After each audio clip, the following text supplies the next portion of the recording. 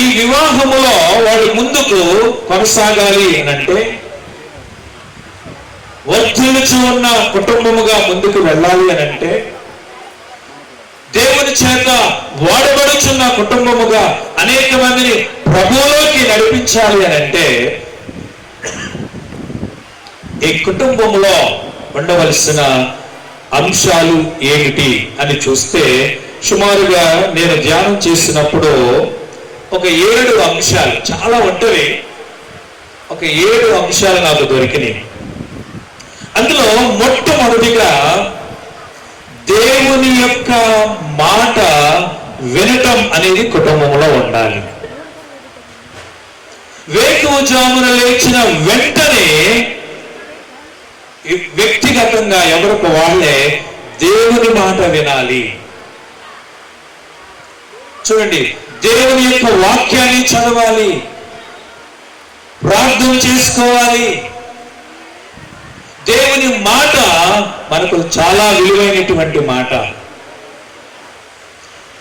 ఏదైనా తోటలో దేవుడు ఆదాము అవ్వలను కుటుంబముగా ఏర్పరిచిన తర్వాత దేవుడు వారికి కొన్ని మాటలు చెప్పాడు. మీరు విస్తరించాలి, అభివృద్ధి చెందాలి, ఫలించాలి అని దేవుడు వారికి కొన్ని మాటలు చెప్పారు. తర్వాత మీరు ఈ తోటలో ఉన్న వాటిని అన్నిటినీ తినవచ్చు, కానీ ఒక్కదాన్ని మాత్రం తినకూడదు. దేవుడు కొన్ని మాటలు చెప్పాడు. చూడండి, అయితే అవ్వ ఆ దేవుని మాటను ప్రక్కన పెట్టి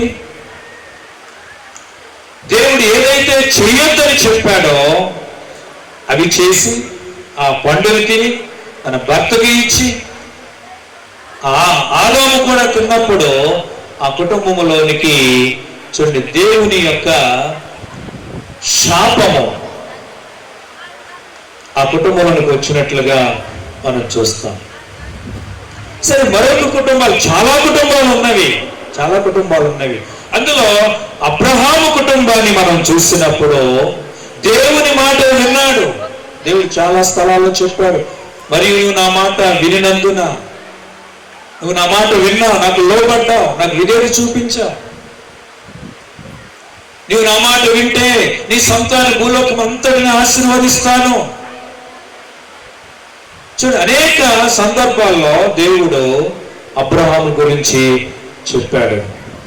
దేవుని మాట విన్నటువంటి అబ్రహామును దేవుడు అన్ని విషయాలలో ఆశీర్వదించాడు. అబ్రహాము కుటుంబములాగా, అబ్రహాము శారా కుటుంబములాగా దేవుని మాటకు ప్రాధాన్యత ఇచ్చి దేవుని మాటను విని వాళ్ళ సేవా జీవితంలో కానీ కుటుంబ జీవితంలో కానీ దేవుడు వారిని ప్రేమించి వారికి అనుగ్రహించబోతున్న శ్రేష్టమైన సంతాన విషయంలో కానీ ఆర్థిక విషయాల్లో కానీ ఏదైనప్పటికీ దేవుని మాటను విని దేవుని చేత దీవించబడి ఆశీర్వదించబడి అనేకులకు ఆశీర్వాదకరంగా వారు ఉండాలి అంటే దేవుని మాట వినాలని చెప్పి దేవుని వాక్యంలో నుంచి మనం చూస్తాం. రెండవ అంశం ఏమిటంటే, చూడండి, ఆదాము అవ్వలు చాలా ఐక్యతతో ఆ ఏదైనా తోటలో ఉన్నారు. దేవుడు చెప్పిన పనిని చేసుకుంటూ వెళుతూ ఉన్నారు. కాబట్టి ఈ విలువలు కూడా కుటుంబంలో ఉండాల్సిన రెండో ప్రాముఖ్యమైన అంశం ఏంటంటే ఐక్యత కలిగి ఉండాలి, ఏకాత్మతో ఉండాలి. చూడండి, ఇద్దరూ కూడా కొంతకాలం ఐక్యతగానే ఉన్నారు, కలిసి ఉన్నారు. వారిద్దరూ ఐక్యతగానే ఉన్నట్లుగా మనం బైబిల్లో చూస్తున్నాం.